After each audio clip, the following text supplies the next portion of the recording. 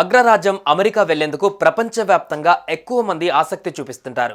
న్యాయపరంగా వెళ్లే వాళ్ళు కొందరైతే అక్రమ మార్గంలో అయినా సరే అక్కడికి వెళ్ళిపోయి సెటిల్ అవ్వాలని మరికొంతమంది చూస్తుంటారు. అలాంటి వాళ్ళను అక్రమంగా అమెరికా పంపించేందుకు పలు ఏజెంట్ సంస్థలు కూడా పనిచేస్తున్నాయి.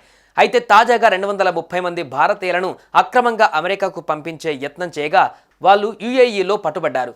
ఇందులో 170 మంది గుజరాతీలు ఉండడం గమనార్హం.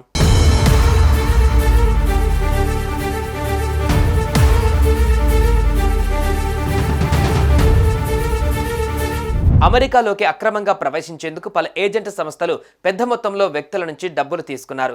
బ్రెజిల్ నుంచి రోడ్డు మార్గంలో మెక్సికో సరిహద్దు ద్వారా అక్రమంగా యుఎస్లోకి ప్రవేశించేందుకు ఏజెంట్లు అన్ని ఏర్పాట్లు చేశారు. అయితే డిసెంబర్ 11వ తేదీన దుబాయ్ నుంచి వీరంతా బయలుదేరాల్సి ఉండగా చార్టర్డ్ ఫ్లైట్ బుక్ చేసేందుకు ఏజెంట్లు 230 మంది నుంచి 3 కోట్లు సేకరించారు. అయితే మెక్సికో యుఎస్ సరిహద్దులో ప్రస్తుతం ఆందోళనలు కొనసాగుతుండగా డిసెంబర్ 20వ తేదీకి ఫ్లైట్ను రీషెడ్యూల్ చేశారు.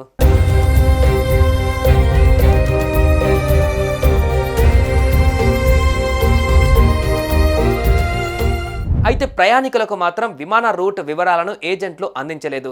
దీంతో వాళ్ళంతా ఏజెంట్లతో గొడవ పెట్టుకున్నారు. ఈ క్రమంలోనే ఏజెంట్లు డొనాల్డ్ ట్రంప్ బాధ్యతలు స్వీకరించేలోపే అందరినీ అమెరికాకు పంపుతామని హామీ ఇచ్చారు. ముఖ్యంగా డిసెంబర్ 20వ తేదీన ఫ్లైట్ ఉంటుందని, అప్పటి వరకు అంతా ఓపిక పట్టాలని చెప్పారు. దీంతో అందరూ షార్జాలోని దానా హోటల్లో బస చేస్తున్నారు.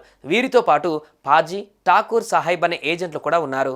యుఏఈలోని అధికారులు సాధారణ తనిఖీలు చేస్తుండగా వీరంతా దొరికిపోయారు. మొత్తం 230 మంది అక్రమంగా అమెరికా వెళ్లేందుకు ప్రయత్నిస్తున్నట్లు గుర్తించి దర్యాప్తు చేపట్టారు. ఈ క్రమంలోనే సమీర్, ధవల్, హస్ముఖ్తో పాటు అనేక మంది ఏజెంట్లకు దీనితో సంబంధాలు ఉన్నట్లు తెలుసుకున్నారు. 2023 డిసెంబర్ 26వ తేదీన కూడా 260 మంది భారతీయులు అక్రమంగా యుఎస్కు వెళ్లేందుకు ప్రయత్నించగా ఫ్రాన్స్లో చిక్కుకుపోయారు.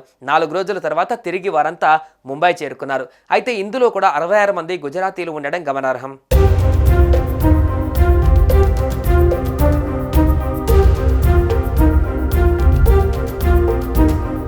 అక్రమ ఇమిగ్రేషన్ ఏజెంట్లు ఈ చార్టర్డ్ విమానాలను నిశితంగా నిర్వహిస్తుంటారు. ఎక్కువగా దుబాయ్ నుంచే బయలుదేరుతాయి ఈ ఫ్లైట్లు.